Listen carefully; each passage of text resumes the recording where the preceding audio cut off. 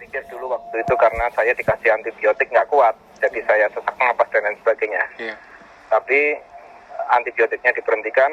Nah, setelah saya mendapat sertifikat negatif, jadi lulus saya, Mas. Tapi 2 minggu kemudian timbul efek di tubuh saya itu masih sering sesak napas, di paru-paru kayak ada gelembung-gelembung gitu. Nah, ketika saya periksa kan dokter bilang secara imunitas tidak ada lagi COVID di tubuh saya. Secara imunitas sudah tidak ada. Tetapi efek ke jaringan tubuh yang lain ini yang harus disembuhkan. Nah, itu nggak perlu perlu waktu cukup lama, Mas, 2 tahun. Saya harus menyembuhkan penyakit yang dirusak oleh COVID di tubuh saya ini. Oke. Gitu. Jadi teman-teman yang memang jangan meremehkan penyakit ini. Penyakit ini, kalaupun Anda nanti imunitasnya kuat, sepertinya sekarang Anda nggak merasa sakit, sekarang Anda merasa sehat-sehat saja, itu belum tentu apabila virus ini masuk ke tubuh Anda dan pada akhirnya merusak jaringan yang lain.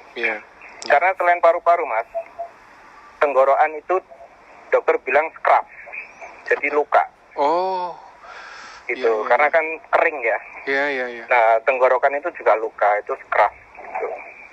Nah, jadi new normal ini ya memang harus kita jalani. Ini sebuah virus yang harus berdampingan, tapi sebisa mungkin ya harus kita lawan dengan kedisiplinan kita.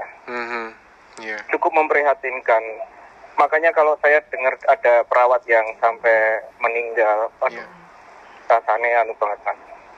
Berantas sekali rasanya. Saya nggak cuma lihat perawatnya, tapi janin yang umur 4 bulan itu loh, Pak. Ya.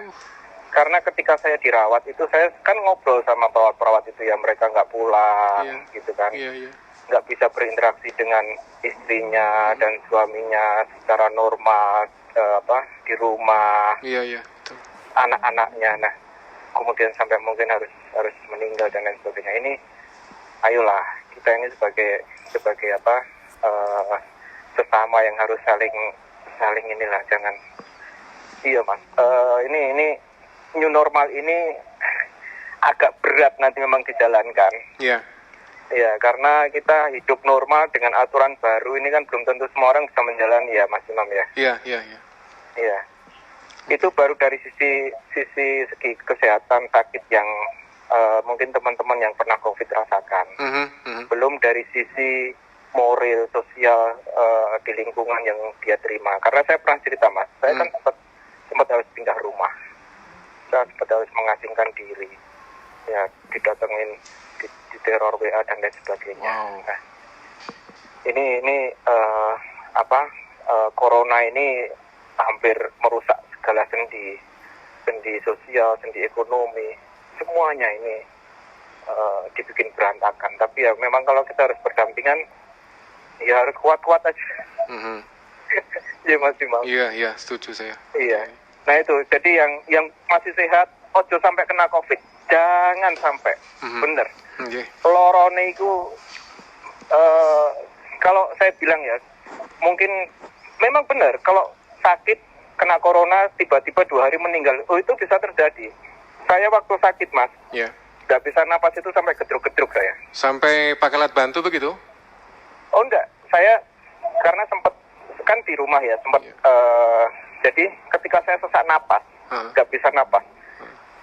Jenengan tahu gedruk-gedruk, Mas. Jadi saya sampai, kaki saya tuh sampai saya hentak-hentakan gitu. Gitu pokoknya. Oh iya. Kayak mau ambekan kangel ya. Sudah dipesen jangan sampai membungkuk.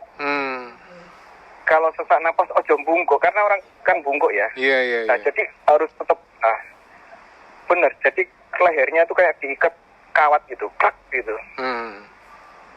Itu mesti lewat pasti. Kalau yang nggak kuat. Jadi benar, kalau yang kena COVID terus ada yang bilang PDP, dianggap PDP 4 hari kemudian meninggal. Loh iya, karena dia kadang-kadang nggak merasakan tubuhnya itu nggak cuma sesak napas, tapi tubuh yang lain mungkin sudah diserang. Itu. Ya itu mungkin ya sekedar cerita bahwa COVID ini cukup mengerikan, bukan hal yang harus diremehkan. Setuju. Iya. Nggih. Nggih, Mas Imam. Nggih. Ya, Baik. mudah-mudahan semua seluruh Surabaya Indonesia sehat. Amin. Amin. Nggih. Amin. Nggih, Assalamualaikum. Waalaikumsalam warahmatullahi wabarakatuh. Mas Asmara bergabung dengan Suara Surabaya. Ini kawan lama sekali saya nggak kumpul karena saya juga cukup lama tidak bersiaran malam dan baru kali ini kesempatan kumpul lagi dengan saya. Kawan, program loyal